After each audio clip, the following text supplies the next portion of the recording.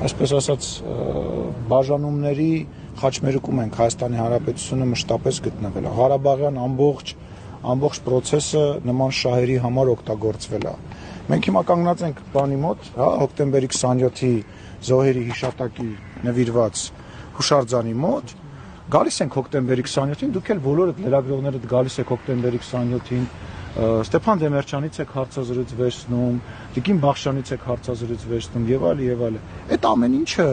բնական է ունեցել է նույն խոսակցության շուրջ է եղել։ Այս խոսակցությունը, որը որ հանրության մեջ կա այսօր, այդ խոսակցությունը եղել է այդ տերորիստական ակտը անելուց առաջ, երբ որ Վազգենը Մեղրիում ասել է,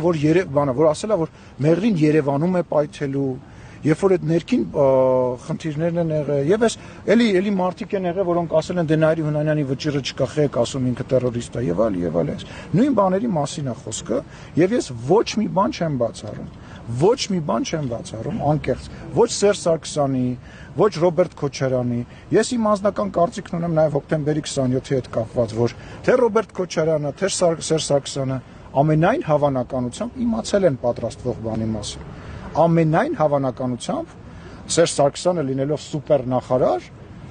ես բացառում եմ, որ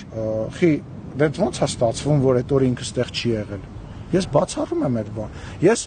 որևիցե ապացույց ցավոք սրտի չունեմ, ես այն ժամանակ 19 տարեկան, 20 տարեկան տղա եմ եղել, բայց այն ժամանակ եթե հնարավորությունը լիներ, այն տեխնիկական հնարավորությունները լիներ, որոնք որ այսօր կան, իրանք վստահ եմ 100% վստահ եմ կիմանային, բայց էլի եմ ասում, շատ հնարավոր է, որ էլի իմացել են։ Ուղղակի իրավիճակը ձեռ է տվել։ Չեք հիշում հոկտեմբերի 27-ից առաջ ինչ խոսակցություններ կային, որ Ռոբերտ Քոչարյանը անգլիական թագուհու կարգավիճակ ուներ Հայաստանի Հանրապետությունը, որտեղ ամբողջ իշխանությունը կենտրոնացած էր Վազգեն Սարգսյանի եւ Կարեն Դեմիրճյանի ձեռքում։ Ախր Վազգեն Սարգսյանի ու Կարեն Դեմիրճյանի բացի ազդեցիկ քաղաքական գործիչ լինելու, բացի